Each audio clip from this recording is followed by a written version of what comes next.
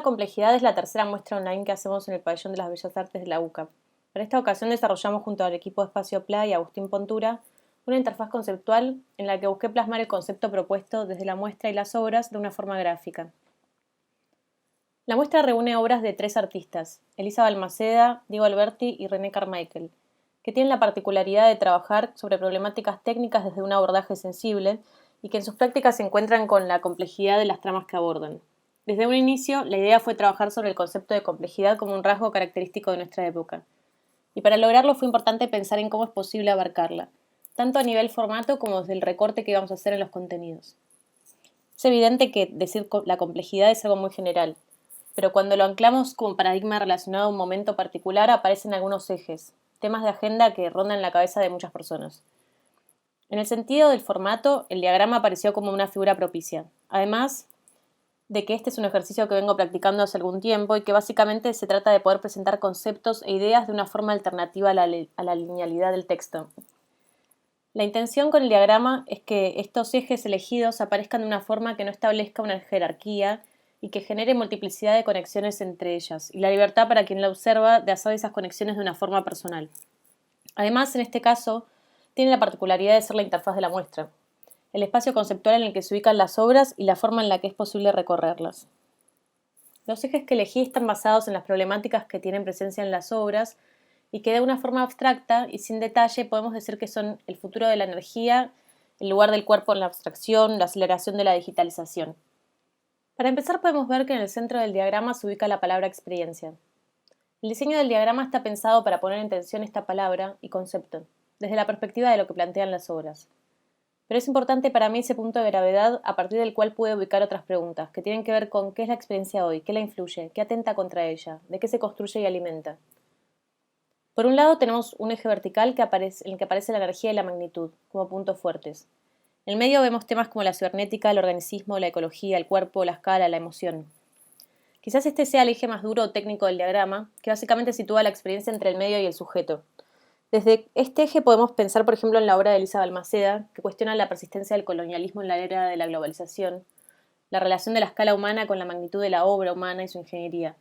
También en las preguntas de René Carmichael sobre la relación del cuerpo con el entorno digital o el código informático, o en el vínculo de la experiencia con la aleatoriedad, que podemos encontrar en la obra de Diego Alberti y que se puede relacionar con la incertidumbre.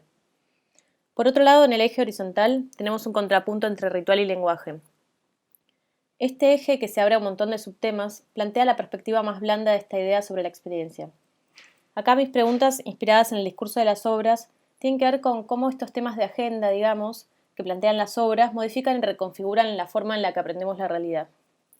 Se trata de la manera en la que abordamos estas cosas, cómo las incorporamos, cómo las hacemos parte de nuestra vida, cómo creamos nuevos rituales, adaptamos los usuales, cómo conocemos y transmitimos. Acá el ritual aparece como actividad mientras que el lenguaje como práctica. Y dentro de ese eje se pone en relieve la intención desde las obras de encontrar la manera de expresar ideas y experiencias que resistan a la manipulación del lenguaje. El modo en que la práctica científica, desde la narrativa o la técnica, le da forma a la experiencia. O cómo la esfera de lo económico, lo cuantificable y lo productivo se juega en campos como lo afectivo o lo sensible. Temas que aparecen como eje formante y constitutivo de las obras. Finalmente, como marco negativo del concepto de experiencia, aparece la extinción de la experiencia. Un título que puede ser un poco dramático o amarillista, si se quiere, pero en el cual mi intención fue la de marcar estas ideas y llevarlas a un extremo donde se terminen. Hay que notar que todo el diagrama se sitúa en 2 líneas que son el espacio y el tiempo. En el extremo positivo del tiempo y el espacio podríamos decir que está el aquí y el ahora. En el extremo negativo, ambos se disgregan, y encontramos como máximo negativo la negación del espacio y la desintegración del tiempo. En el cruce entre ambos, la extinción de la experiencia, o lo contrario al aquí y ahora. El presente se escapa. Esta es una inquietud que, si bien no es el tema central de las obras, se presenta como algo latente, como una inminencia o incluso como un miedo.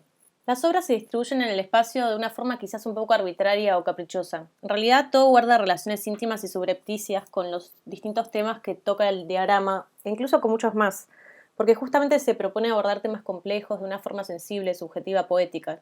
Y desde ahí creo que hay mucho que dicen que no es posible verbalizar, o que dan para charlas extensas, que también abordamos desde el programa de extensión y charlas que cura Malena Souto Arena. Pero para hacer un breve recorrido, les cuento un poco sobre cada obra desde mi perspectiva. Por un lado, en los círculos amarillos, tenemos My Feeling of the Blockchain Is, de René Carmichael, una danza en 5 piezas basada en el ejercicio de entender y reflexionar sobre esta tecnología desde lo corporal. A lo largo de las piezas, René fue viviendo su experiencia dentro de un entorno que en ese momento entraba en su punto de ebullición. Los debates que se daban en las redes, a través de escritos, a través de la práctica, tokenizando sus obras, y el proceso de esa experiencia fue volcándose en distintos resultados. 4 danzas en las que explora distintas facetas y conceptos del blockchain. Un DAO abierto para participar sobre el tema del cuerpo y el código, textos, videos que reflexionan sobre cómo acercarse a estas nuevas herramientas. En el espacio expositivo del diagrama podemos acceder a las 4 danzas y en el texto encontrar el DAO.